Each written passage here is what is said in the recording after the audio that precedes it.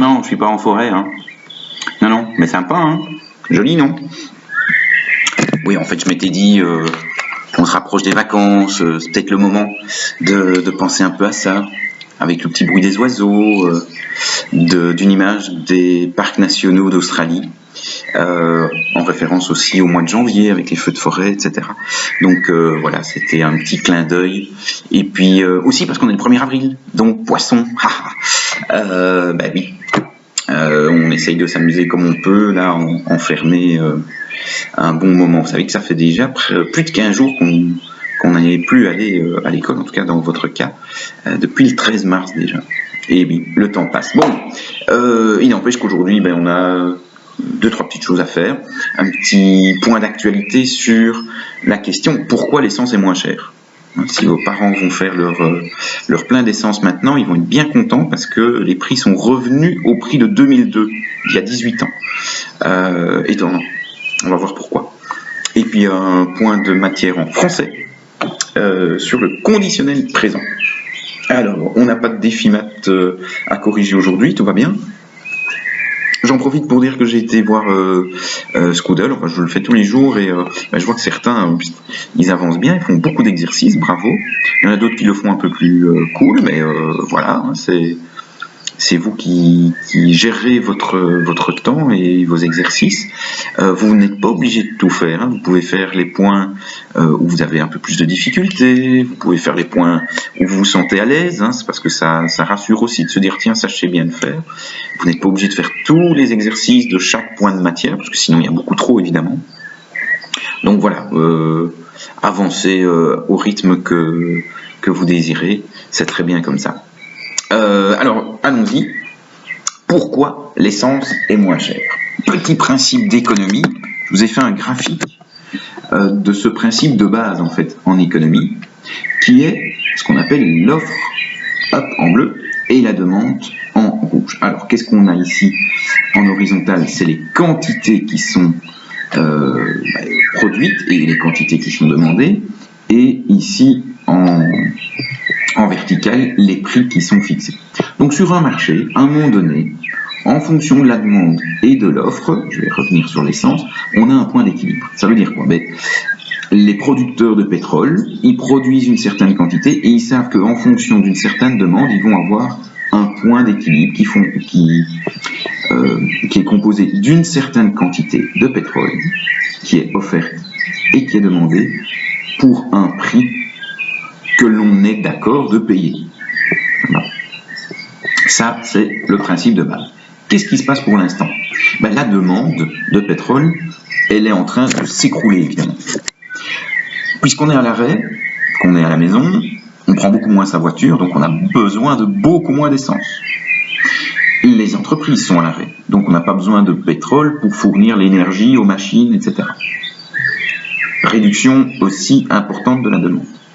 On a moins besoin de produire, de fabriquer des produits en plastique, sauf peut-être les masques, sauf peut-être certaines combinaisons à base de plastique, mais enfin, globalement, puisque les usines sont à l'arrêt, on produit beaucoup moins de choses en plastique aussi.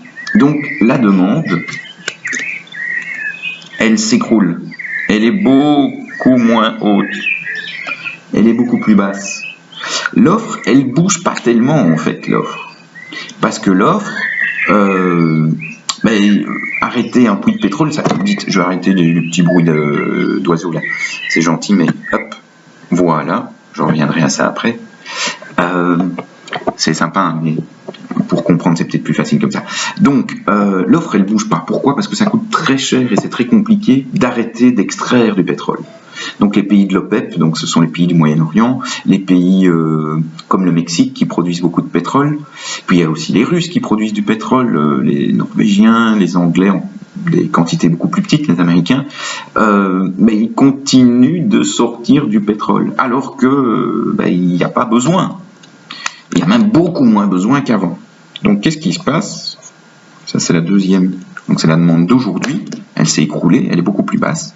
Et donc le point d'équilibre entre l'offre et la demande, il est ici. Qu'est-ce qu'on remarque? je vais sur la ligne du prix. Ah bah oui, le prix il est plus bas. Ça c'est le prix numéro 2. Ça va.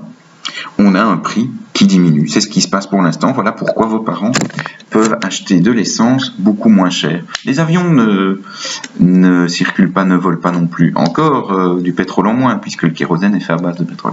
Donc, oui, c'est un principe qui fonctionne dans tous les marchés et dans toutes les économies. Par exemple, pour acheter une maison, si la demande est très forte, donc ça veut dire on a beaucoup de personnes qui veulent acheter des maisons, mais que l'offre elle est ce qu'elle est, mais les prix vont augmenter là, parce que la demande est beaucoup plus haute. Donc le prix va se retrouver plutôt ici.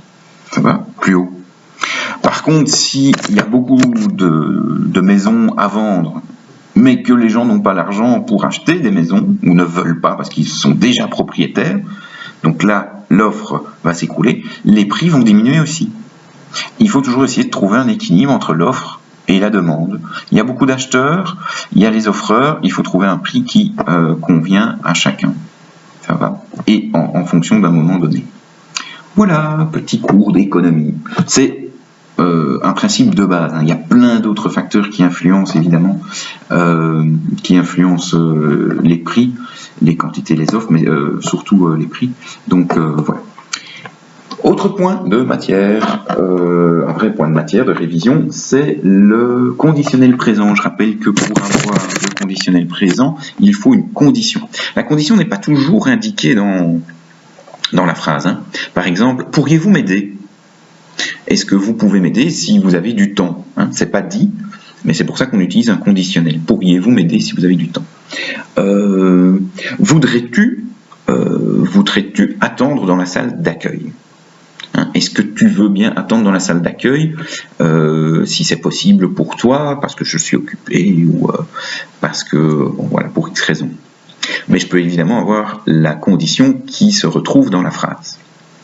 Si tu téléphonais à ta grand-mère, tu aurais de ses nouvelles. Si tu téléphonais à ta grand-mère, c'est la condition. Tu aurais de tes nouvelles. J'entends que c'est un conditionnel. Si... non, je vais faire autrement. Il irait en Australie. S'il pouvait quitter la Belgique, il irait en Australie. Là, j'ai le conditionnel présent. Si il pouvait quitter la Belgique, j'ai la condition qui est après. Parfois, elle est devant, parfois, elle est après la condition. Mais le verbe au conditionnel présent, on l'entend bien. Donc, les exemples, c'était vous pourriez, tu attendrais, tu téléphonerais, il irait. Qu'est-ce que j'entends toujours ? Les terminaisons de l'imparfait. AIS, AIS, AIT, IONS, IEZ, AIENT. Mais il y a quelque chose en plus qu'on entend, parce que ça c'est juste l'imparfait, c'est le R. J'ai absolument besoin d'entendre et donc d'écrire le R quand je suis au conditionnel. Tu voudrais, il irait, vous pourriez, nous quitterions la Belgique si c'était possible, ils auraient de ces nouvelles, etc. Donc j'ai besoin du radical, j'ai absolument besoin d'écrire un R ou de repérer le R pour avoir le conditionnel, mais j'ai les terminaisons de l'imparfait. La condition, elle, si elle est à l'imparfait, alors j'aurai un conditionnel. Sauf si la condition, c'est au présent, comme je viens de faire la phrase ici, si tu peux quitter la Belgique, tu iras en Australie. Si tu peux quitter la Belgique, c'est un présent, tu iras en Australie. Donc là, parce que la condition est à l'indicatif présent, j'ai un futur, tu iras. Donc ça, il faut faire attention à la concordance des temps. Ça va. Petit problème, enfin petit défi, je vais vous demander d'écrire 5 phrases au conditionnel présent. Je m'occupe juste du conditionnel présent aujourd'hui. Ce sera une phrase avec un verbe du premier groupe, un verbe du deuxième groupe pour la deuxième phrase, verbe du troisième groupe, et puis le verbe avoir et le verbe être. 5 petites phrases, vous savez, comme une dictée, avec un conditionnel présent. Voilà. Je rappelle qu'aujourd'hui, vous avez la possibilité de mettre un petit commentaire, hein, oui, là sur le côté, voilà, vous avez compris le principe. Et puis, on se retrouve demain, déjà 2 avril. Oh, ça fait drôle. C'était notre 8e vidéo déjà. Incroyable. Bon, on se quitte avec le bruit des oiseaux, ça fait du bien. Un peu de calme. Comme dans la rue, là, pas de voiture, personne qui avance. Oh, c'est chouette. C'est bon ça. Un peu de calme. On est comme en forêt. Bon, allez. Salut à vous, portez-vous bien.